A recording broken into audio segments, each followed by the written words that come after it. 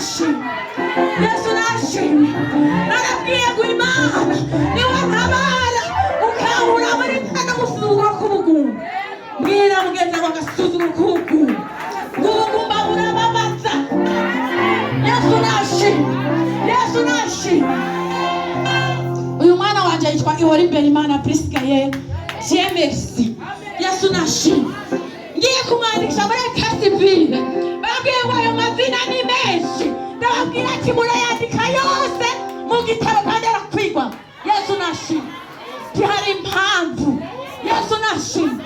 Je namaze imyaka 7 ndi ku mugabo. Yesu nashimwe. Ngira ati atari ikoro.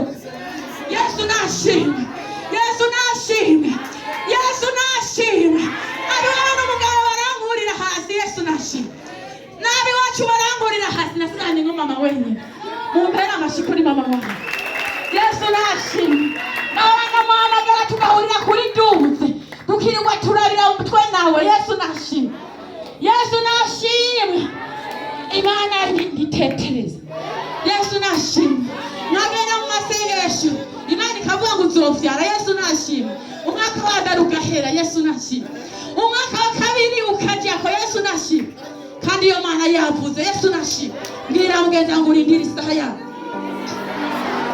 Yesu nashimwe. Umwaka wa gatatu urajyako. Yesu nashimwe. Bakaza niyarara bakaza kuri imbere y'umuryango w'iwanje. Yesu nashimwe, Yesu nashimwe. Iyarara riri mw'igunira riri mw'inyozi genda. Yesu nashimwe. Mbwira mugenzi ati kandi aho narasenga. Yesu nashimwe. Nashobora kuba uriko urasenga hambwira ngo biturura ngo bakaca bisurirana kugira ngo Imana irabe ukwihangana kwawe. Yesu nashimwe. Iyo umuhungu w'imfura yitwa Ihora Imbere Imana Prisca ari afite DMF. Yesu nashimwe. Turasa. Yesu nashimwe, Yesu nashimwe. Umuhungu wa kabiri yitwa Iratabara. Yesu nashimwe. Yesu nashimwe. Yitwa Iratabara Prisca Odiere. Yesu nashimwe, Yesu nashimwe. Iyo Mana yarantabaye ndakubariye. Yesu nashimwe. Yarabikoze ku mugaragaro. Sinzi impamvu Imana yambwiye ngo ndabikubwire. Yesu nashimwe, Yesu nashimwe.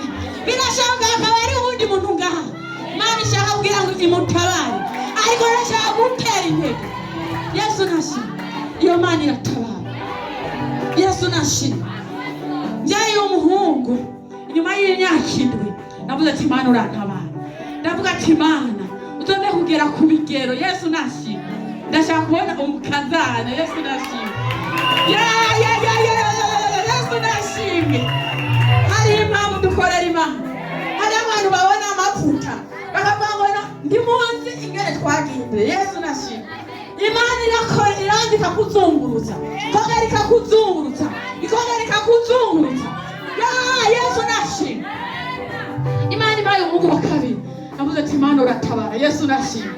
Mubangire Cesariyeni sanga umwana umushatsi utari ku mutwe w'umwana. Yesu nashimwe. Ubayeko. Yesu nashimwe. Ariko Imana Yesu nashimwe yabyemeye kumva. Mbwirira mugenzi wawe urabaze kubona umushatsi utari ku mwana we uri mu nda w'umuntu. Yesu nashimwe, Yesu nashimwe. Maze kuvyumva Dr. aravuga ati urafite telefone. Yesu nashimwe. Mere twari kumwe hajya hano abandi babwira ngo zana impuzu. Yesu nashimwe. Ariko mama wawe aka telefone. Yesu nashimwe. Mama atwara telefone barafotora baravuga ati wa mugore iyi mishatsi niyo wariye byagenze gute. Yesu nashimwe, Yesu nashimwe. Ndavuga ati wa Mana wewe wavuze ngo nzovyara naravyaye nyuma y'imyaka 7 nuba abana bageze basiga ku mfu. Yesu nashimwe. Iyo mishatsi barayifotora bayishyira muri telefone barashyira ahantu barasenga. Yesu nashimwe, Yesu nashimwe. Bama mabandi ndiye ngira nk'amasaha 2. Yesu nashimwe. Cesariyeni Imana iminota 15 je barashize ahantu imbaga yarindiye ko nturika twari barindiye ko byimba. Yesu nashimwe. Ariko bari bakeneye kuraba amayefe y'ibintu basanzemo. Yesu nashimwe. Ariko ibyo byose Yesu yagize barabirangije. Yesu nashimwe. Niyo mpamvu namwizeye Iratabara umuwa kuko Imana narayibonye intabara. Yesu nashimye. Amashimwe yaje ni maremare. Yesu nashimye. Ariko ndashaka kugutera intege. Yesu nashimye. Ndakubwira iyo Mana twakwirikiye uzoyinambe. Amashimwe shikuyo Mana. Reka twongera amashini impundu nyinshi.